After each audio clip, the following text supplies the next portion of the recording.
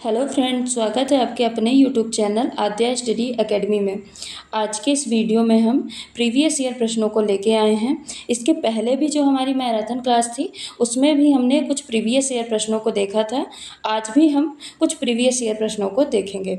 ये सेशन आपके लिए बहुत महत्वपूर्ण रहने वाला है। स्पीड को थोड़ा तेज़ करके चलेंगे ताकि ज़्यादा से ज़्यादा प्रश्न और कॉन्सेप्ट आप तक पहुँच पाएँ। तो चलिए स्टार्ट करते हैं आज का सेशन। देखते हैं पहला प्रश्न क्या है।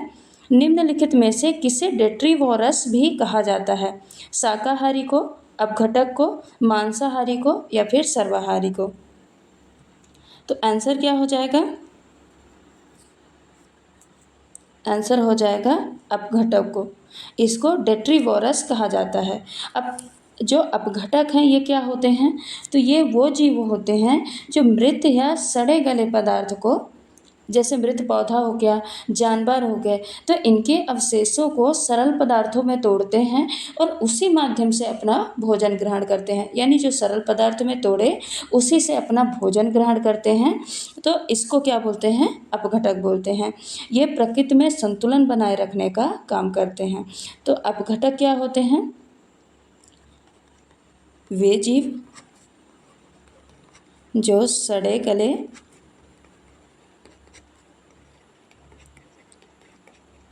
कार्बनिक पदार्थ को, अब कार्बनिक पदार्थ में क्या आ जाएंगे? मृत पौधा हो गया या फिर जानवर, तो इसमें पौधा और जानवर दोनों आ जाएंगे।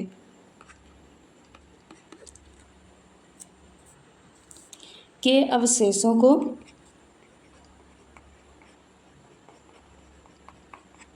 अवशेषों को सरल पदार्थ में तोड़ते हैं। सरल पदार्थ में तोड़ते हैं और इसी माध्यम में ये जो सरल पदार्थ में तोड़े इसी को भोजन के रूप में ग्रहण करते हैं। इसी को पोषण के रूप में या फिर भोजन के रूप में ग्रहण करते हैं, रूप में ग्रहण करते हैं। क्या कहलाते हैं? अपघटक कहलाते हैं। अपघटक ये प्राकृतिक संतुलन बनाए रखने का काम करते हैं। अगर अपघटक नहीं हो तो सारी सड़ी गली चीज़ें हैं, इनसे बहुत ज़्यादा प्रदूषण फैल जाए। तो अपघटक ये प्राकृतिक संतुलन बनाने का काम करते हैं, प्राकृतिक संतुलन बनाने का काम करते हैं। शाकाहारी कौन से जीव होते हैं? तो ऐसे जीव जो हरे पौधों को खाते हैं, हरे पौधे या फिर घास फूस खाते हैं, वो शाकाहारी कहलाते हैं। मांसाहारी ऐसे जीव जो भोजन के रूप में मांस को लेते हैं, भोजन या फिर पोषण के रूप में, पोषण के रूप में मांस को ग्रहण करते हैं, मांस लेते हैं, वो मांसाहारी कहलाते हैं। और सर्वाहारी कौन से कहलाते हैं? जो हरे पेड़ पौधे या फिर घास फूस भी खाते हैं और मांस भी खाते हैं, तो वो क्या कहलाते हैं? सर्वाहारी कहलाते हैं। तो इस प्रश्न का आंसर क्या हो जाएगा? अपघटक। चलते हैं अगले प्रश्न पे। कौन सा वर्णक रक्त को लाल रंग देता है? प्लाज्मा प्रोटीन, ग्लोब्यूलिन, हीमोग्लोबिन या फिर एल्ब्यूमिन? तो आंसर क्या हो जाएगा? हीमोग्लोबिन। यह रक्त को लाल रंग या ब्लड को लाल रंग प्रदान करता है। प्लाज्मा प्रोटीन क्या होता है? तो यह एक प्रकार का प्रोटीन होता है जो ब्लड के प्लाज्मा में घुला होता है। यह ब्लड के या रक्त के प्लाज्मा में घुला होता है, घुला रहता है। ब्लड का, प्लाज्मा का लगभग 90% पानी होता है। प्लाज्मा में लगभग 90% वाटर होता है और 6 से 8% प्रोटीन पाया जाता है। तो इसी प्रोटीन को हम प्लाज्मा प्रोटीन कहते हैं। ब्लड में 90% तो वाटर होता है और 6 से 8% प्रोटीन होता है। इसी प्रोटीन को प्लाज्मा प्रोटीन कहा जाता है। अब प्लाज्मा प्रोटीन में कुछ मुख्य प्रकार के प्रोटीन होते हैं, जैसे एल्ब्यूमिन, एल्ब्यूमिन, इसको हिंदी में भी एल्ब्यूमिन बोलेंगे। ये सबसे ज़्यादा मात्रा में लगभग 60% प्रोटीन, यह एल्ब्यूमिन प्रोटीन पाया जाता है। यह ब्लड में पानी के संतुलन को बनाता है, यानी ब्लड में पानी को संतुलित रखता है, संतुलित रखता है। दूसरा प्रोटीन कौन सा है? ग्लोब्युलिन प्रोटीन हो जाएगा, ग्लोब्युलिन। ग्लोब्युलिन प्रोटीन तो यह रोगों से बचाव में मदद करता है, यानी इम्यूनिटी या फिर एंटीबॉडी प्रदान करता है, इम्यूनिटी या एंटीबॉडी प्रदान करता है, एंटीबॉडी प्रदान करता है। यह ग्लोब्युलिन का काम हो गया। एक और प्रोटीन होता है जिसको बोलते हैं फाइब्रिनोजन प्रोटीन। तीसरा है फाइब्रिनोजन।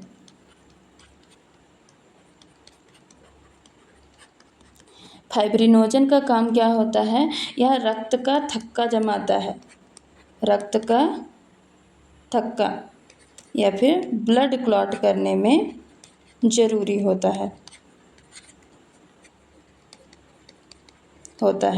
चोट लगने पर यह फाइब्रिन में बदलकर क्या करता है?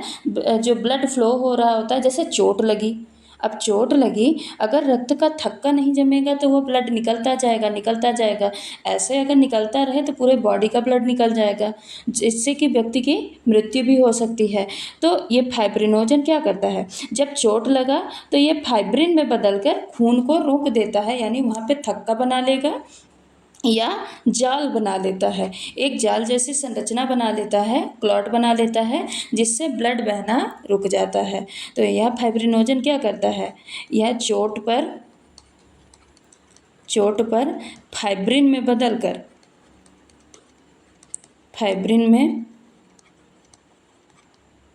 बदलकर रक्त का थक्का जमा देता है।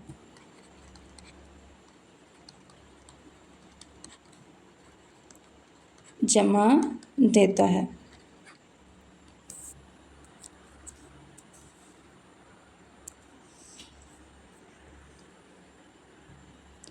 तो कौन सा वर्णक रक्त को लाल रंग देता है? हीमोग्लोबिन। अब हीमोग्लोबिन क्या होता है?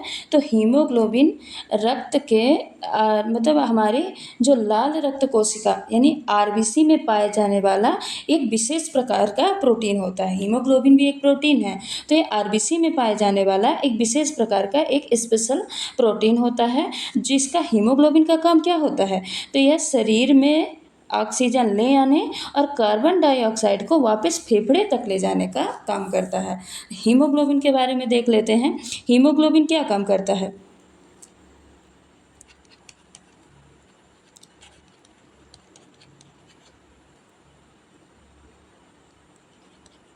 हीमोग्लोबिन यह बॉडी में ये शरीर में O2 को ले आता है, O2 ले आता है और CO2 को बॉडी से बाहर ले जाता है, बॉडी से फेफड़े तक ले जाता है, फेफड़े तक ले जाता है। यह हीमोग्लोबिन का काम होता है। हीमोग्लोबिन दो चीज़ों से मिलकर बनता है। एक हीम यानी क्या हो जाएगा? आयरन। हीम आयरन के लिए यूज किया जाता है, या फिर इसको लोहा बोलते हैं, लोहे के लिए यूज किया जाता है। और ग्लोबिन जो होता है, ग्लोबिन यह एक प्रोटीन होता है, ग्लोबिन प्रोटीन होता है। तो हीमोग्लोबिन आयरन प्लस प्रोटीन से मिलके बना होता है, जिसमें हीम यानी आयरन या लोहा हो जाएगा, ग्लोबिन यानी प्रोटीन हो जाएगा। चलते हैं अगले प्रश्न पे। रेशम द्वारा रगड़ने पर कांच द्वारा अधिग्रहित आवेश माना जाता है, पॉजिटिव माना जाता है, निगेटिव माना जाता है, न्यूट्रल या फिर कोई नहीं। तो आंसर क्या हो जाएगा? पॉजिटिव। रेशम द्वारा रगड़ने पर कांच द्वारा अधिग्रहित आवेश पॉजिटिव माना जाता है। अगला प्रश्न है, निम्नलिखित में से किसको घोलकर शुद्ध जल में विद्युत का चालन किया जा सकता है? शुद्ध जल में विद्युत का चालन नहीं होता, तो किसको घोलकर शुद्ध जल में विद्युत का चालन किया जा सकता है? चीनी को, शहद को, वनस्पति घी को या फिर साधारण नमक को? तो आंसर क्या हो जाएगा? साधारण नमक को। अब जो शुद्ध जल होता है, डिस्टिल्ड वाटर होता है, यह स्वाभाविक रूप से इसमें कोई आयन नहीं प्रेजेंट होते हैं। शुद्ध जल में कोई आयन नहीं पाए जाते। शुद्ध जल में आयन नहीं होते हैं, आयन नहीं होते हैं। तो अब क्या करेगा? जब इसमें आयन ही नहीं होंगे, आयन से मतलब क्या होता है? धन आयन, धन आयन और ऋण आयन। तो शुद्ध जल में धन आयन और ऋण आयन नहीं होते हैं, जिसकी वजह से जब इसमें आयन ही नहीं होंगे तो ये बिजली का संचालन नहीं करेगा, यानी विद्युत का चालन नहीं करेगा। अब इसे विद्युत का चालक बनाने के लिए, कंडक्टिविटी बढ़ाने के लिए इसमें कोई घुलनशील इलेक्ट्रोलाइट तो इसमें मिलाना पड़ेगा। इसमें क्या मिलाना पड़ेगा शुद्ध जल में? इलेक्ट्रोलाइट,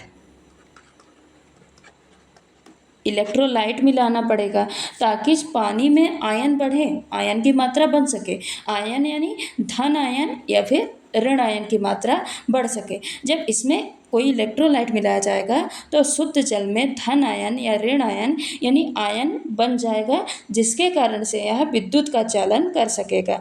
अब इलेक्ट्रोलाइट में क्या क्या आ जाते हैं, क्या क्या चीज़ें मिलाने पे शुद्ध जल विद्युत का चालन करने लग जाएगा? तो पहला आ जाएगा नमक इसमें, और दूसरा आ जाएगा अम्ल, अम्ल भी मिला सकते हैं, और तीसरा आ जाएगा क्षार, यानी नमक, एसिड और बेस कुछ भी मिलाएंगे तो शुद्ध जल में आयंस आ जाते हैं।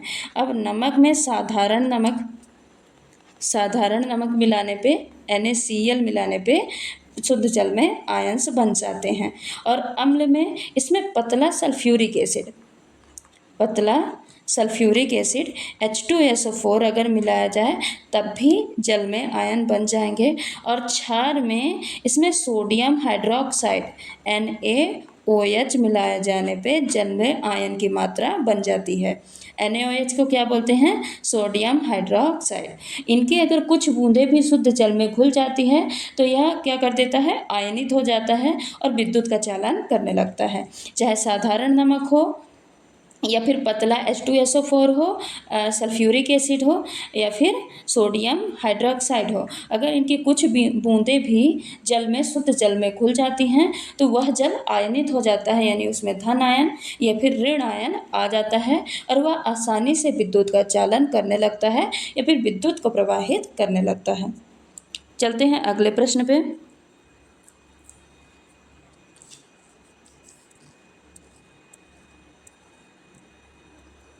मांस और फर्न किसके द्वारा प्रजनन करते हैं? मुकुलन द्वारा, खंडन द्वारा, बीजाणु जनन द्वारा या फिर कलम द्वारा? तो मांस और फर्न ये बीजाणु जनन द्वारा प्रजनन करते हैं। आंसर क्या हो जाएगा? बीजाणु जनन। अब बीजाणु जनन क्या होता है? तो यह एक प्रकार का अलैंगिक जनन होता है। अलैंगिक जनन एक प्रकार का अलैंगिक जनन होता है जिसमें जीव नया पौधा या फिर नया जीव या नया स्पोर बनाकर उत्पन्न होता है, जिसमें जीव नया स्पोर या फिर बीजाणु, स्पोर या बीजाणु बनकर उत्पन्न होता है, बनाकर उत्पन्न होता है। ये होता है बीजाणु जनन। और मुकुलन और खंडन क्या होते हैं? तो मुकुलन क्या होता है? मुकुलन इसमें मुकुलन में एक बड का फॉर्मेशन होता है या फिर एक उभार का फॉर्मेशन होता है। मान लेते हैं जैसे ये कोई पौधा है तो इसमें यहाँ पे एक बड बन जाएगा या फिर एक उभार बन जाएगा। धीरे धीरे यह बड बढ़कर एक नया जीव बन जाता है। ये बढ़ेगा बढ़ेगा फिर ये अलग हो जाएगा और एक नया जीव बना लेता है। तो ये क्या कहलाता है? मुकुलन या फिर बडिंग कहलाता है। मुकुलन को बडिंग बोलते हैं। इसमें माता जीव के शरीर में किसी हिस्से में एक छोटा सा बड का फॉर्मेशन हो जाता है। यह बड धीरे धीरे बढ़ के एक नया जीव बन जाता है और बाद में अलग होकर ये एक नया इंडिपेंडेंट जीव बन जाता है। यह मुकुलन किस में होता है? हाइड्रा में होता है। हाइड्रा या फिर ईस्ट में मुकुलन होता है। खंडन क्या होता है? फ्रेगमेंटेशन, जिसको बोलते हैं फ्रेगमेंटेशन या फिर खंडन। तो खंडन क्या होता है? मुकुलन में माता के शरीर में ही बड बनता था, पर खंडन में क्या होता है? खंडन में मान लेते हैं ये कोई एक नया जीव है तो खंडन में यह छोटे छोटे टुकड़ों में बट जाएगा। एक टुकड़ा ये रहा, एक टुकड़ा ये रहा और एक टुकड़ा ये रहा। छोटे छोटे टुकड़ों में बट गया, फिर हर टुकड़ा एक नया जीव बना लेगा। हर टुकड़ा एक नया जीव बना लेगा। तो ये क्या कहलाता है? खंडन या फिर फ्रेगमेंटेशन कहलाता है। फ्रेगमेंटेशन किस में होता है? फ्रेगमेंटेशन फफूंद में और प्लेनेरिया में होता है। प्लेनेरिया में होता है। अगला प्रश्न है, भारी व्यायाम के दौरान पेशियों में ऐंठन किसके संचय के कारण होता है? अल्कोहल, केवल लैक्टिक अम्ल के, लैक्टिक अम्ल व CO2 के या फिर एसिटिक अम्ल के? एसिटिक अम्ल के। तो आंसर क्या हो जाएगा? केवल लैक्टिक अम्ल के। जब हम भारी व्यायाम करते हैं या फिर हैवी कोई एक्सरसाइज करते हैं तो मांसपेशियों में एक लैक्टिक अम्ल का जमाव हो जाता है, जिसके कारण पेशियों में दर्द होता है या फिर ऐंठन उत्पन्न होता है। अगला प्रश्न है, दाब का एसआई मात्रक क्या है? न्यूटन, किलोग्राम प्रति मीटर, पास्कल या फिर जूल? तो दाब का एसआई मात्रक पास्कल होता है, यानी दाब को पास्कल में मापा जाता है। जूल ये कार्य का होता है। अगला प्रश्न है, हृदय का कौन सा भाग शरीर के विभिन्न भागों से रक्त को भेजता है? शरीर के विभिन्न भागों से रक्त को भेजता है।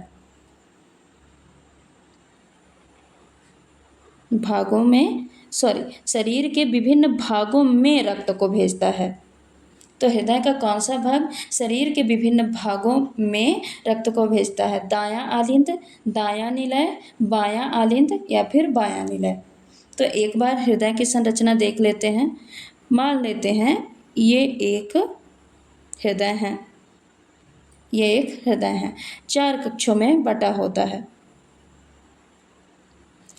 ये होगा दायां आलिंद, राइट ऑरिकल, ये होगा राइट वेंट्रिकल यानी दायां निलय, ये लेफ्ट ऑरिकल बायां आलिंद और ये हो जाएगा लेफ्ट वेंट्रिकल यानी बायां निलय। तो अब क्या होगा? यहाँ पे अंग है, अंग। तो बॉडी से, अंग से अशुद्ध रक्त जाता है राइट ऑरिकल यानी दायां आलिंद के पास। बॉडी से अशुद्ध रक्त कहाँ गया? दाएं आलिंद के पास। अशुद्ध रक्त शिरा के द्वारा जाता है, तो अंग से शिरा के द्वारा अशुद्ध रक्त दाएं आलिंद के पास गया। अब दाएं आलिंद से कहाँ जाएगा? दाएं निलय में, और दाएं निलय से यह अशुद्ध रक्त जाएगा फेफड़ों के पास। ये फेफड़ा हो गया। तो दाएं निलय से अशुद्ध रक्त कहाँ पहुँचा? फेफड़ों के पास। यह अशुद्ध रक्त किसके द्वारा पहुँचा? तो ये पल्मोनरी आर्टरी या फिर फुफ्फुसीय धमनी के द्वारा। किसके द्वारा? फुफ्फुसीय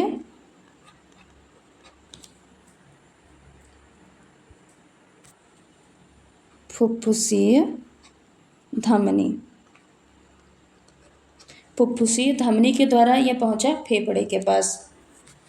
अब फेफड़े क्या करेगा?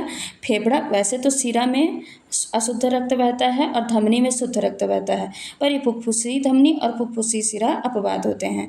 अब फेफड़ा इसमें CO2 को हटा देगा, जो भी कार्बन डाइऑक्साइड होगा उसको हटा देगा और O2 जोड़ देगा। तो O2 को प्लस करेगा और CO2 को माइनस करेगा। जब CO2 हट जाएगा तो यह फुफ्फुसी शिरा के द्वारा आ जाता है लेफ्ट ऑरिकल यानी बाएं आलिंद में। ये फुफ्फुसीय शिरा के द्वारा आ जाता है बाएं आलिंद में। बाएं आलिंद से रक्त जाता है बाएं नीलय में। अब बाएं नीलय से यह रक्त कहाँ चला जाता है? पूरे अंगों में। तो यही तो पूछा है कि हृदय का कौन सा भाग शरीर के विभिन्न अंगों में रक्त को भेजता है। तो शरीर के विभिन्न अंगों में रक्त कौन भेजता है? बायां नीलय। अब बायां नीलय किसके द्वारा भेजता है शुद्ध रक्त? तो यह भेजता है एओर्टा या फिर महाधमनी के द्वारा।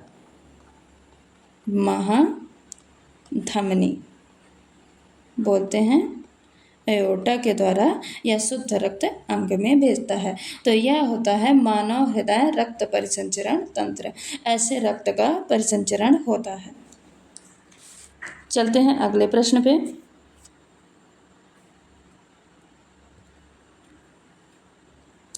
पुष्प में नर या मादा प्रजनन हिस्सा हो सकता है, तो ऐसे पुष्पों को क्या कहा जाता है? अब ध्यान से पढ़िएगा, क्या बोला है? पुष्प में नर या मादा किसी एक की बात किया है। नर या मादा प्रजनन हिस्सा हो सकता है, ऐसे पुष्प को क्या कहा जाता है? पुंकेसर में एकलिंगी, द्विलिंगी या फिर तटस्थ। तो आंसर क्या हो जाएगा? एकलिंगी। एकलिंगी क्यों? या तो नर प्रजनन हिस्सा होगा या फिर मादा प्रजनन हिस्सा होगा, यानी कोई एक लिंग प्रेजेंट होगा, इसलिए ऐसे पुष्प को एकलिंगी पुष्प कहा जाता है। द्विलिंगी पुष्प किसको कहा जाता है? तो ऐसे पुष्प जिनमें नर और मादा दोनों प्रजनन अंग प्रेजेंट होते हैं उनको द्विलिंगी कहा जाता है। चलते हैं अगले प्रश्न पे। पियानो द्वारा उत्पन्न ध्वनि बांसुरी द्वारा उत्पन्न ध्वनि से किसके कारण भिन्न होता है? गुणवत्ता को टिम्बर भी बोलते हैं।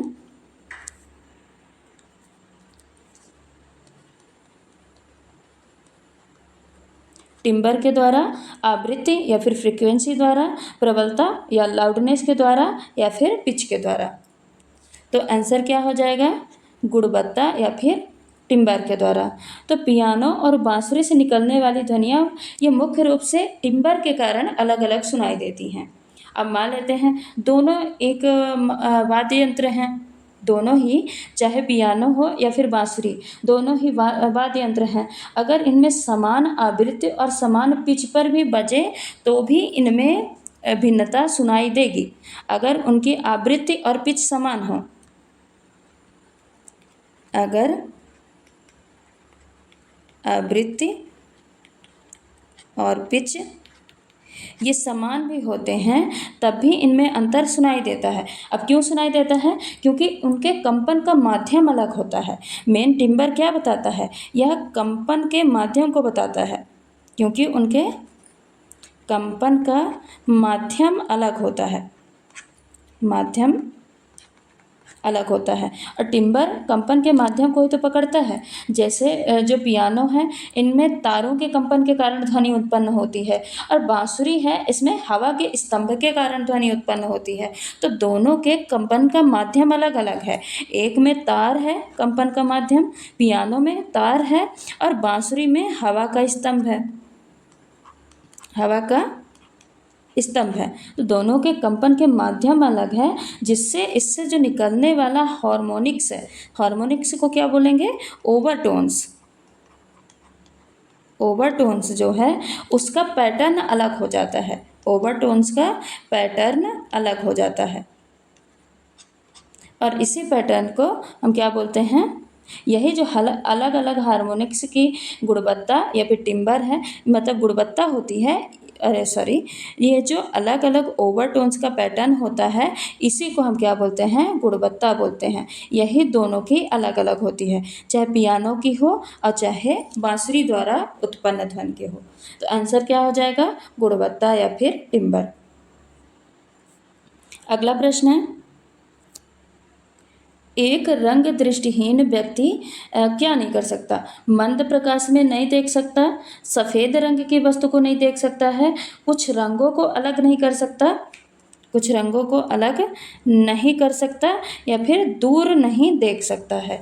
तो रंग दृष्टिहीन मतलब कलर ब्लाइंडनेस, वर्णांध जिसको बोलते हैं, वर्णांध, या फिर जो कलर ब्लाइंड पर्सन होता है वह मंद प्रकाश में नहीं देख सकता है, सफ़ेद रंग की वस्तु को नहीं देख सकता, या कुछ रंगों को अलग नहीं कर सकता है। तो जो कलर ब्लाइंड पर्सन होता है वह कुछ रंगों में विभेद नहीं कर पाता है, कुछ रंगों को अलग नहीं कर सकता है। तो यही हमारा क्या हो जाएगा, आंसर हो जाएगा। चलिए चलते हैं अगले प्रश्न पे। एक निश्चित क्षेत्र में जब हवा की गति बढ़ जाती है तब हवा के दबाव में क्या फर्क पड़ता है, यानी क्या प्रभाव पड़ता है। हवा का दबाव बढ़ता है, घटता है, दुगना हो जाता है, या फिर स्थिर रहता है। तो आंसर क्या हो जाएगा, हवा का दबाव घटता है। अगला प्रश्न है, लकड़ी के चम्मच का एक सिरा बर्फ से भरी ग्लास में रखा जाता है, तो इसका दूसरा सिरा क्या होगा। चालन के कारण ठंडा हो जाएगा, संवहन के कारण ठंडा हो जाएगा, विकिरण के कारण ठंडा हो जाएगा, या फिर एक ही तापमान पर रहते हैं। तो आंसर क्या हो जाएगा, एक ही तापमान पर रहते हैं। अब ऐसा क्यों, जो लकड़ी होता है या ऊष्मा का कुचालक होता है, ऊष्मा का कुचालक, यानी ये ऊष्मा को ट्रांसफ़र नहीं कर सकता, हीट ट्रांसफ़र नहीं करता। जो हीट ट्रांसफ़र या ऊष्मा का संचालन, ये हमने प्रीवियस जो हमारा पिछली जो मैराथन क्लास हुई है उसमें हम अच्छे से डिटेल में देखे हैं, आप जाके उसको देख सकते हैं। तो लकड़ी जो होता है ये ऊष्मा का कुचालक होता है, यानी हीट को ट्रांसफ़र नहीं कर सकता। इसीलिए जब लकड़ी के चम्मच को बर्फ़ के से भरी ग्लास में डुबोया जाता है, तो जो सिरा बर्फ़ से टच में होता है, मान लेते हैं ये चम्मच का ये सिरा अगर बर्फ़ से टच में है तो ये बस ठंडा होगा, ये पिछला वाला सिरा ये ठंडा नहीं होगा। क्यों, क्योंकि यहाँ से ऊष्मा को ट्रांसफ़र ही नहीं करेगा, ये ऊष्मा का कुचालक होता है। तो ये अपने एक सिरे से दूसरे सिरा में ऊष्मा का ट्रांसफ़र ही नहीं करेगा, जिससे इसका जो सिरा टच में रहता है वो तो ठंडा रहता है बर्फ़ के, बल्कि दूसरा सिरा यह सामान्य तापमान पर रहता है, इसमें कोई परिवर्तन नहीं होता। यही कारण है कि जो रसोई घर के जो बर्तन होते हैं, घर के बर्तन के हत्थे लकड़ी के बनाए जाते हैं, लकड़ी के बनाए जाते हैं, ताकि ऊष्मा का ट्रांसफ़र ना हो, ऊष्मा का चालन ना हो, और वो जो हत्था है वो गर्म ना हो। ये ऊष्मा की चालन विधि को फॉलो करता है, चालन विधि को फॉलो करता है। चलते हैं अगले प्रश्न पे। उभयलिंगी जानवर का उदाहरण है तिलचट्टा, केचुआ, इकडिना, या फिर मेढक। तो आंसर क्या हो जाएगा, केचुआ। अब उभयलिंगी जानवर होते क्या हैं, तो ऐसे जानवर या ऐसे जीव इसमें आते हैं जिसमें मेल, नर और फीमेल दोनों प्रजनन अंग एक ही शरीर में पाए जाते हैं। नर और मादा दोनों प्रजनन अंग एक ही शरीर में, एक ही बॉडी में पाए जाते हैं। तो वो जीव क्या कहलाते हैं, उभयलिंगी जीव या उभयलिंगी जानवर कहलाते हैं। ऐसे जीव खुद ही अपने से ही स्वयं से ही ओवा यानी अंडाणु और शुक्राणु दोनों बना सकते हैं। ऐसे जीव क्या करते हैं, खुद से ही स्वयं से ही अंडाणु और शुक्राणु का फॉर्मेशन कर सकते हैं। क्यों? क्योंकि इनमें मेल और फीमेल दोनों ही जनन पार्ट, दोनों ही जनन अंग, प्रजनन अंग एक ही शरीर में, एक ही बॉडी में पाए जाते हैं। अब इसके कुछ एग्जाम्पल हैं, जैसे केचुआ, जोंक, घोंघा जिसको स्नेल बोलते हैं, लीच, साथ ही कई प्रकार के फ्लैटवर्म भी इसमें आ जाते हैं, जैसे टेपवर्म और प्लेनेरिया। ये सारे कैसे होते हैं, उभयलिंगी जीव होते हैं। कुछ इसमें समुद्री जीव भी आ जाते हैं। समुद्री जीव में जैसे स्पॉन्ज है, स्पॉन्ज और सी एनीमोन, ये सारी किस में आते हैं, उभयलिंगी जानवर होते हैं। चलते हैं अगले प्रश्न पे। प्लाज्मा झिल्ली है चयनात्मक पारगम्य है, पूरी तरह से पारगम्य है, या फिर आंशिक रूप से पारगम्य है, या फिर अभेद्य है। तो प्लाज्मा झिल्ली यह चयनात्मक पारगम्य होती है। अब प्लाज्मा झिल्ली बनी किसकी होती है, तो यह लिपिड और प्रोटीन की बनी होती है। इसमें 2 लिपिड के लेयर, ये मान लेते हैं लिपिड के लेयर हैं,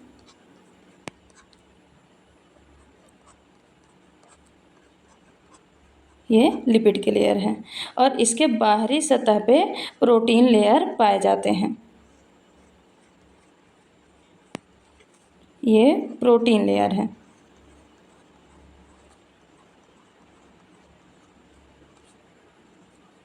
तो ये दोनों, ये लिपिड लेयर हैं,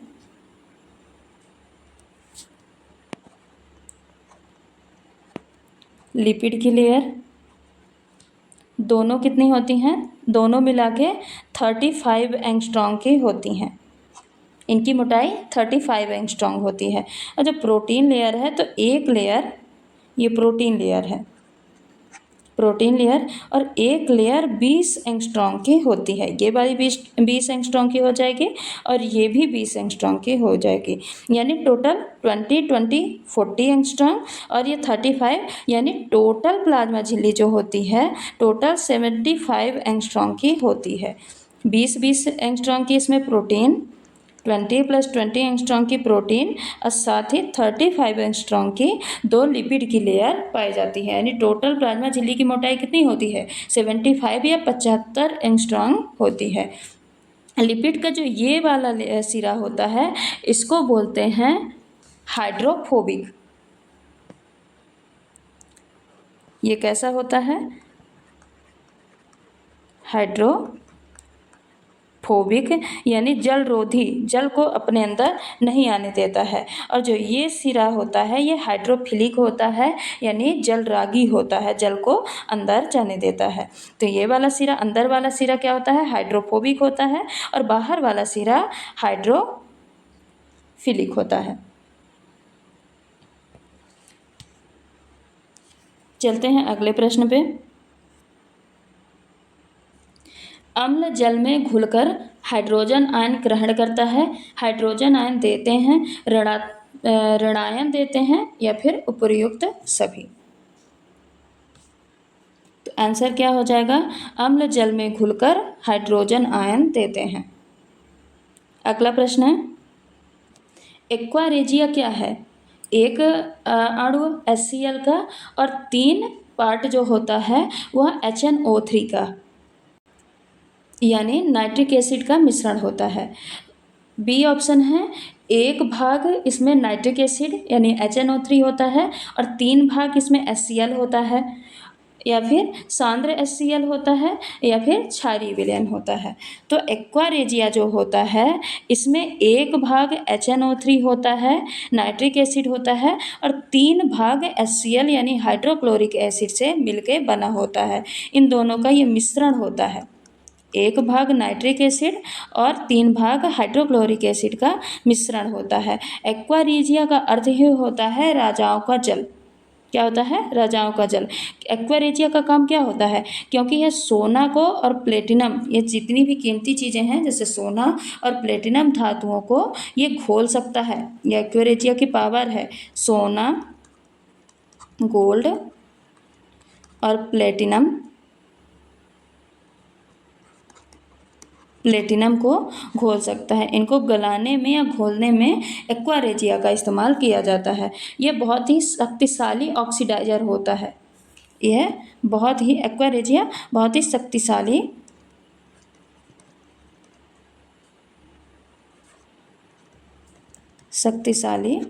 ऑक्सीडाइजर होता है। ऑक्सीडाइजर होता है। चलते हैं अगले प्रश्न पे। हैलोजन तत्व आवर्त सारणी के किस वर्ग में आते हैं, 15वें वर्ग में, 12वें वर्ग में, 18वें वर्ग में या फिर 17वें वर्ग में। तो आंसर आ जाएगा हैलोजन तत्व 17वें वर्ग में आते हैं।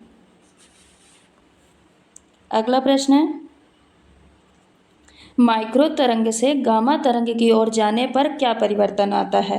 तरंग दैर्घ्य बढ़ती है व आवृत्ति घटती है, तरंग दैर्घ्य घटता है व आवृत्ति बढ़ती है, तरंग दैर्घ्य व आवृत्ति दोनों बढ़ती है, तरंग दैर्घ्य व आवृत्ति दोनों अपरिवर्तित रहती है।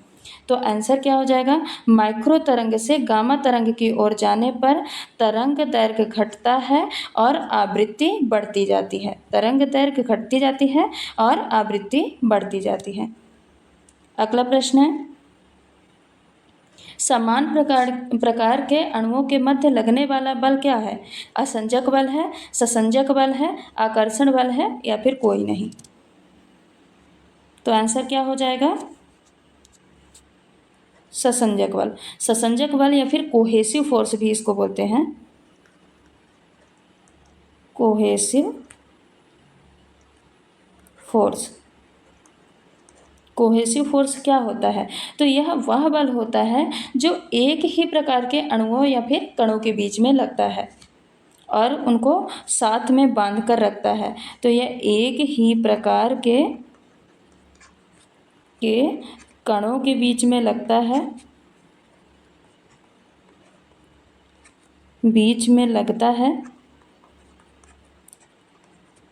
और उनको बांध कर भी रखता है,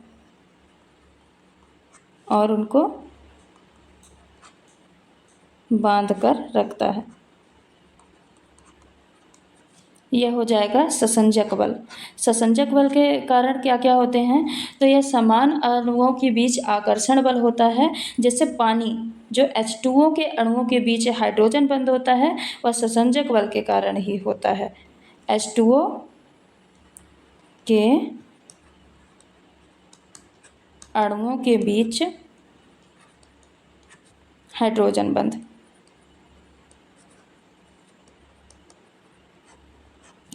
बंध, ये इसी के प्रभाव से होता है। पानी के सतह पर जो पृष्ठ तनाव बनता है, सरफेस टेंशन बनता है, वह ससंजक बल के ही कारण होता है। पृष्ठ तनाव जो बनता है पानी के अणुओं के सतह पर, वो क्या, किसकी वजह से होता है, ससंजक बल के कारण होता है। जब तरल की बूंदें या फिर पानी के बूंदें गोलाकार होती हैं, पानी के बूंदों का गोलाकार होना, पानी के बूंदों का गोलाकार होना, ये पानी के बूंदों का गोलाकार होना यह भी ससंजक बल के कारण ही होता है। ससंजक बल जो होता है तो यह किसी लिक्विड के अंदर जो समान पदार्थ होते हैं उनको जोड़ के रखने वाला बल कहलाता है, या उनको जोड़ के रखने का कार्य करता है। तो ससंजक बल क्या होता है, यह एक ही प्रकार के कणों के बीच लगने वाला बल होता है और उनको बांध कर रखने का काम करता है। जैसे जो पानी के अणुओं के मध्य जो हाइड्रोजन बंध होता है, यानी जो जुड़े रहते हैं पानी के अणु एक दूसरे से, वह ससंजक बल के कारण ही जुड़े रहते हैं। पानी के सतह पर पृष्ठ तनाव का बनना यह ससंजक बल के कारण होता है। और साथ ही किसी भी लिक्विड का तरल का बूंदों के रूप में या फिर गोलाकार जो आकार में रहती हैं, ससंजक बल के कारण ही होता है। ससंजक बल किसी भी लिक्विड के अंदर जो समान पदार्थ होते हैं उनको जोड़कर रखने का काम करता है। तो चलिए आज के लिए बस इतना ही। अगर आपको ये वीडियो पसंद आई है तो प्लीज़ लाइक करें, शेयर करें, सब्सक्राइब करें और नए वीडियो का नोटिफिकेशन पाने के लिए बेल आइकन को प्रेस करना ना भूलें। धन्यवाद।